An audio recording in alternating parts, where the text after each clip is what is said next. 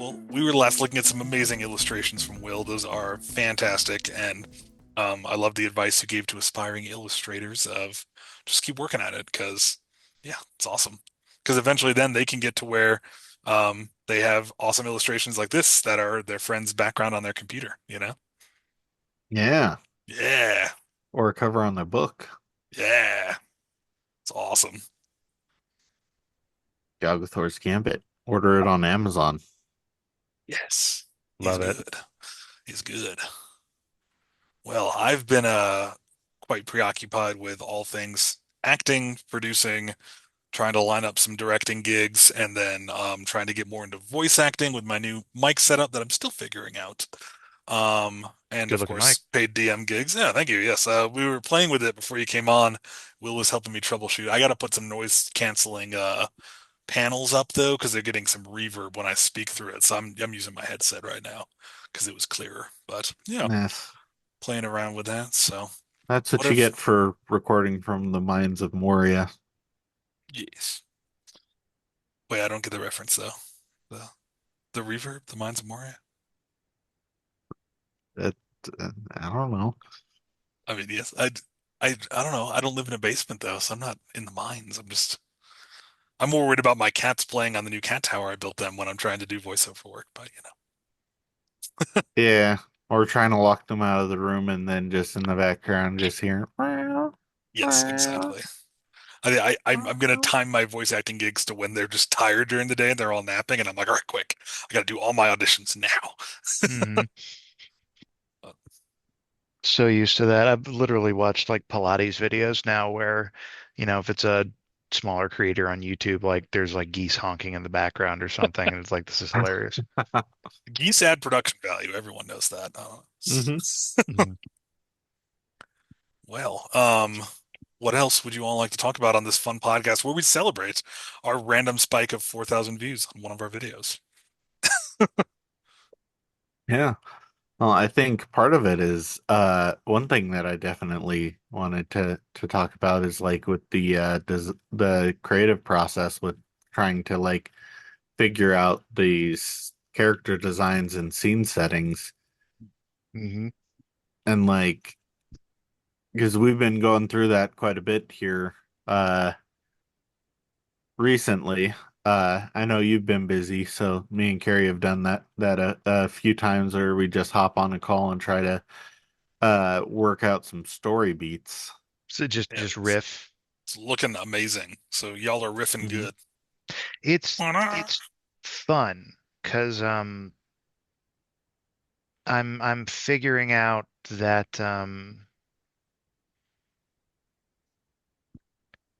figuring out that I like coming up with the way characters interact primarily Hmm. and the scene coming to fit that um Nice. setting. Like I I like writing characters who have a an open-ended backstory. Like Hmm. if it's too rigid, you run into the issue of you can't change anything. Like Right. they're a character that can't go through any sort of like change or growth. Which is like, it's just that's basic shit, but you'd be surprised how much that like happens. Yeah. But Hmm. I feel like that's what first drafts are for. Like this is like you can throw a whole bunch of shit at the wall and like really um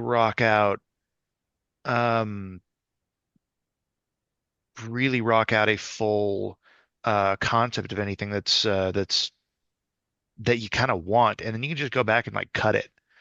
Yeah. Um cut whatever like doesn't work. Even stuff that even stuff that you might want to save for like later, like just like Totally. okay, later, but this is like over explaining now, or this doesn't fit here, because and uh and honestly, as much as like retconning is a whole um thing, uh or it's not another thing, it's a kind of a negative thing. Hmm. I don't hate it. Like retconning can be done, retconning can be done well. comic books are kind of infamous for this, hand waving things Hmm. away. But I feel like there's a whole bunch of story, like one of the original ones, like Sherlock Holmes died Oh, really? at oh yeah, he died at the Reichenbach Fall. Like that was the end of the story, and the outpouring was so much from Sherlock Holmes fans back in the day that Sir Arthur Conan Doyle made it that he faked his death. Nice. Like it, amazing, hilarious. Eh, but like that is a retcon, but it's still like it made sense for the character and it was fun. Yeah. Like Yeah. I really do dig that. I mean, hell, I was sorry to take a bunch of airtime here. No, this is good. Like, okay, so scene setting, like world setting, all that stuff, um, like down to like the minute details. Because Hmm. Will and I Will got me onto reading books by Sarah J. Maas or Hmm. Moss, Oh, my and sister's reading one of those right now. She really likes it. okay, I got through the first book, Court of Thorns and Roses. Okay, Yeah. Hmm. and here's the thing, like she wrote these books when she was 23. They're fantastic. She's great at Oh, setting a well. scene. She's great at setting action. She's great at setting tone. Um, the story flows. The characters are believable. They make a lot of sense. You really viscerally feel anything that's going on. And she made a POV character that is well, not even a POV character, like an audience standing character Okay. that is really good at being sympathetic, but also has every reason to be completely ignorant of everything around her. At Hmm. least in Mm. the first book, I don't know how things go from there, but I'm not going to spoil it. But near the like in the last third of the book, when things like get really action adventure, which is amazing. Um, it's all about fairies, fairy court, fairy deals, and Nice. there's this little there's this task she has to do, like a little task on top of like her trials that she has to go through. That is kind of the like it's the if you answer this, it'll solve everything. Oh. And it if you listen to it and you've been like up to and you've sorry if you read it or you listen to it up to the whole book, you know immediately what the answer is as the Hmm. reader. But the more I thought about it, first of all, it makes and this is going to be funny because like our three female listeners are just going to be screaming at me. Um, it it makes sense that the characters wouldn't know. It makes sense that this particular character would not get it right out the gate. And as much as it does feel obvious, the thing that really got me is the way the answer to this riddle is brought around in the scene. Oh. Like in the scene where she figures out the answer, Feyre, the main character, I didn't care that it was a simple answer.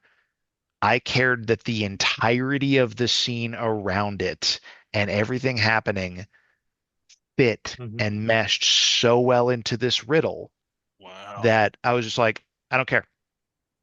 Like, That so what? is I could answer that right away. masterful. That wouldn't have Hmm. been a good story. Hmm. I'm also not a main character. Like this, like it was really, really well done. And Wow. and that's kind of the thing. Like it's a thing with like a lot of series where it's like it's like how I'm letting go of everything having to be like specifically original and just like being like, okay, cool. The audience has probably read something like this at this point. Let's just Yeah. kind of go off the archetypes. Hmm. If you're telling the story in your own unique voice, as long as you're not directly ripping stuff off, people usually won't like you'll be giving an interview about it and saying what your inspirations were, and people will be like, "What?" So like just by having to tell Hmm. it yourself, you're adding a whole layer of originality that like, yeah, I totally see what you're saying. Yeah. Mhm. I realize because I've been thinking about this because you're right. I don't know why this book series just suddenly became popular again because I read it like years ago, but this just recently like Shout out to several LPN deep different dives for people. me. Like Mm, legitimately, like I needed another book series and LPN deep dives did mhm, a full ACOTAR breakdown. Like they do all the books. Like I'm only on like episode Mhm. 5 and they're already through the first book. Um, really, really fun breakdown, really fun. Like it's like a book club conversation, but I was like, okay, Nice. I'll Mhm. give this a try. And then I was like, I was hooked. Like Yeah. I'm hooked to the point where I've had to like take breaks because like it really does set a scene and knock it down so well. Yeah. Nice. But I realized like, and I just had this realization like a couple of days ago because I had run a game with several friends. I don't remember who was in it. Pretty sure both of you were, but this was like Is this the one where I played the crazy Kenku? the Call of Cthulhu one now. Oh no, I wasn't Oh, that was asking. fun. Like, I love that. yeah. Um, Is it the Cthulhu behind you that's calling to us? no, no, not that one.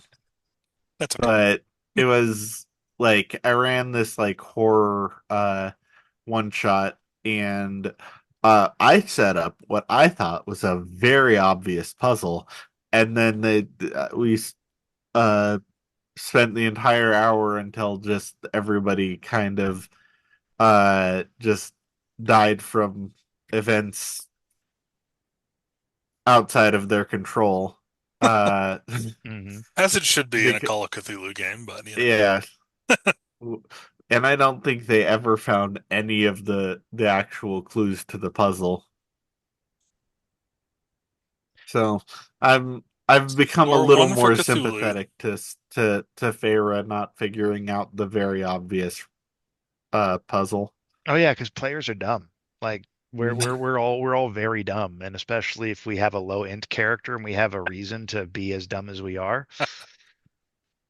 Sorry. Mhm. It's almost harder to Yeah. DM for smart players because you're like, oh no, I have to be smart too. Mhm. Oh no, Ah, I gotta up my game.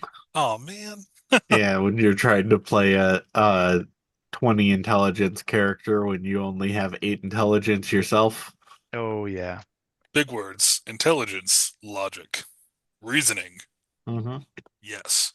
Got to do the Jordan Peterson model of just throwing Oh in the God, your $13 words. that Just man has a fucking one on intelligence. well, you Like don't. his base stat is a one.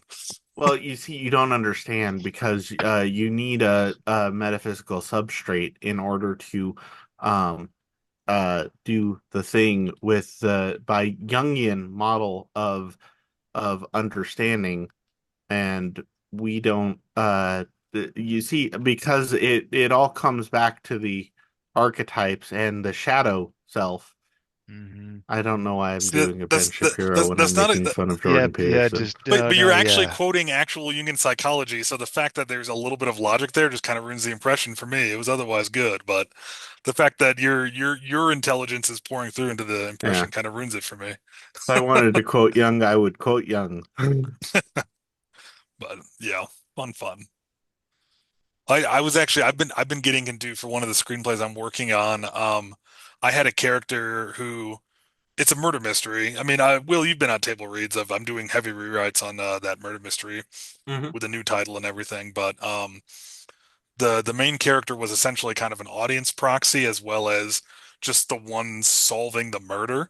And as I'm working with like more advanced writers in a group and getting really good feedback, I was like, I need to figure out the psychology of this character because like Hmm. in a book you can have an audience proxy member and it does a lot better, but like in a screenplay you need a character that's like interesting on their own.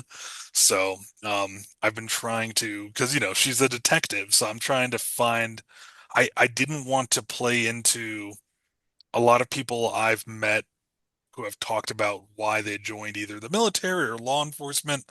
I didn't want to go with any of those kind of stereotypical reasons or have it be um her thinking she's like a hero who's like putting away the bad guys, you know, because Hmm. I've been learning in psychology, like there's kind of Hmm. those three roles of like hero, villain, victim, and whichever one we end up putting ourselves in, we have to put someone else in one of the opposite ones on that triangle. So when people who join law enforcement put themselves in that hero archetype role, they have to make someone else the villain, and that kind of black and white thinking gets really toxic. We don't know what that's like in America, of course, but No. anyway, That's no, not at all. really that's But really poignant. yeah, it's interesting, and so like I've been trying to figure out how. I wanted her character to kind of be like a puzzle solver where like she gets she kind of like feels good when she puts pieces together, but that wasn't clicking enough. And then I finally realized kind of one of the character's traits that's going to help me like rewrite her as an interesting character is that she can't she gets really bothered by doing things that she feels are not important. So like when she gets injured and ends up getting put on cases that are like petty theft and like really small Hmm. stuff, it's not that she feels like she's not taking on the bad guys. It's just like she feels like this stuff isn't going to get resolved because it's so minor, and even if it does, it's not really changing anything.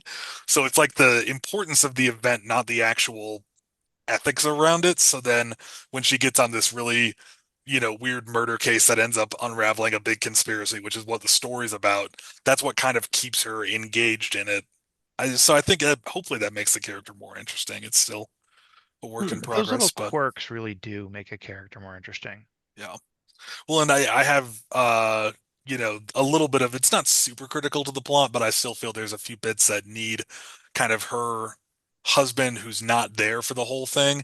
And I've kind of in this draft made him estranged, like they're in the process of getting a divorce.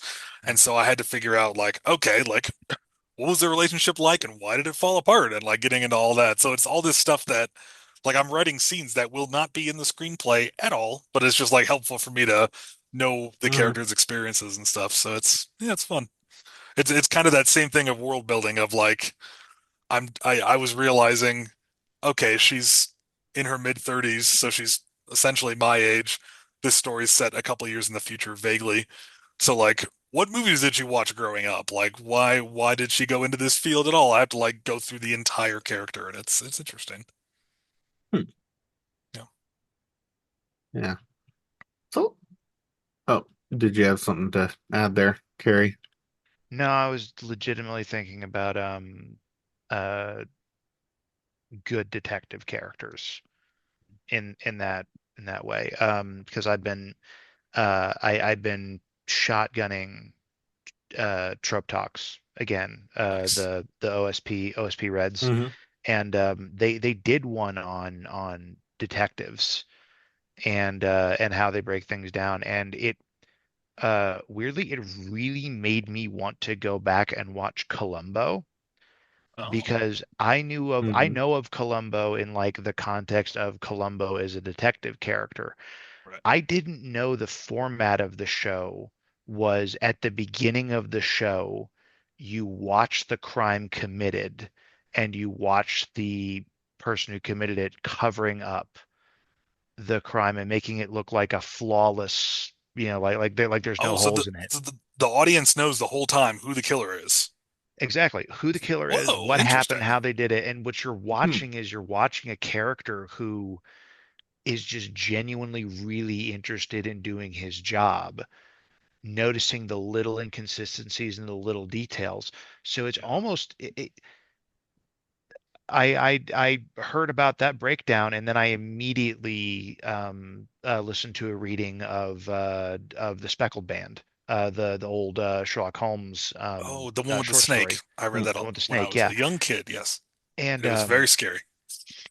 right, but that's the thing. Like there are details in that where you could kind of put it together, maybe in a vague sense, but there's something really fun about flipping that narrative where instead of the audience being like, "Oh, what could this be?" and then it being something that's like believably solvable if you're paying enough attention, uh, to the Hmm. reverse of that, which is now you're paying attention in the way that this detective should be, and when Oh. they hit on it, it feels like there's just this little like um this overlay of just like uh it's that little hit.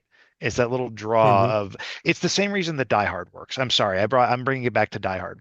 That's Die okay. Hard Die Die Hard Hard's an works as awesome a movie. fantastic fucking movie because you know more, the audience knows more than John McClane at every single point.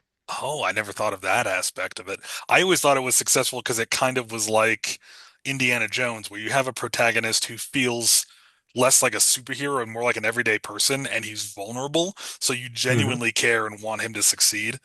Kind of like how Indiana Jones was, in those fights, he Mhm. loses most of them and then just kind of barely scraps his way out. Oh yeah, So, and yeah. I mean, Raiders of the Lost Ark has like Yeah, legitimately one of my favorite action sequences of all time, and he gets the shit kicked out of him yeah, the whole time. because he's a professor. He's not a fucking Hmm.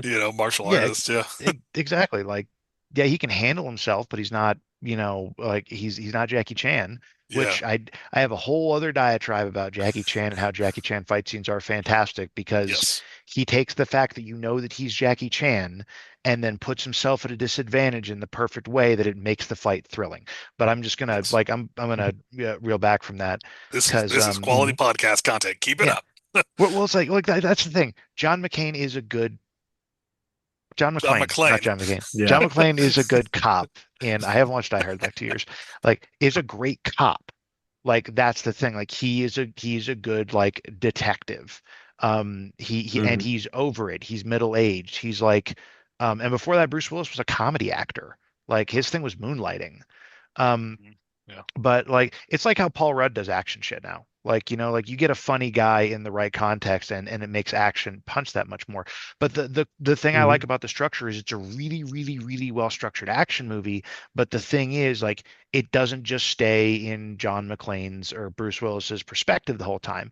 It is cutting back to um, characters whose perspective it makes sense to see in whatever scene it is. If it's yeah. evil Hmm. plotting, you are with Alan Rickman. If it's the hostages figuring something out in a smart way, you're with oh, I'm totally forgetting her name, Is it Holly Shirley Gennaro. MacLaine? Shirley, no, Shirley MacLaine is the daughter. It's Gotcha. Holly MacLaine Okay. is the wife. Like when it's smart, it's her because she's taking command of the situation. When Mhm. it's dumb, it's Ellis because he's on cocaine. And it gets progressively more interesting like that because you're also seeing all of these stories converge in a cool Ah, way. I In the never way thought of that it like that. That's really good insight. well, it's because like up until like what's supposed to happen until it starts going wrong. Yeah, like Like it's been a while since I've perfect. seen it, but like like I think like probably about before Midway, they reveal like what Alan Rickman and his guys are there to do, right? Or is that towards the end that they reveal why they've taken hostages in Akatomi Plaza? I'm trying to hmm remember. Is it towards the end, or like is it early that they reveal what their mission is? So it's actually really early. That's kind of the cool Okay. thing. It's really early, and it also introduces Bruce Willis's character to what these folks coming in because he comes in late in the conversation. But like the first thing that Alan Rickman pulls up with Mr. Takagi is oh, I'm not interested in terrorism. What I'm interested is the $6 million of bearer bonds that are in your vault downstairs, and Okay. I need the codes to get in. And Hmm. and then right then out when Takagi can't give him the codes, Hans Gruber just shoots him right there. And so like you've escalated the tension. John McClane now knows something like knows these guys are serious, but still thinks that they're terrorists because he came in late enough in the conversation for it to make sense.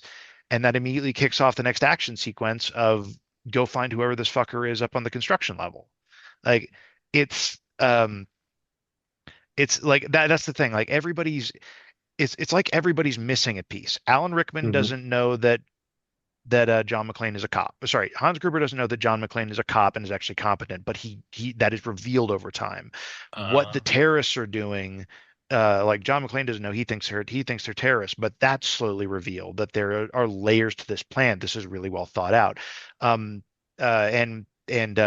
like kind of the cornerstone of the reveal is the fact that Holly Gennaro is with the hostages and she's the one that's kind of the most in the dark because she is helping like she doesn't like the hostages are all supposed to die uh, like it is built into this plan that the FBI is going to blow the shit out of the roof of the building or like strafe them to get these terrorists, and they've already wired it with explosives.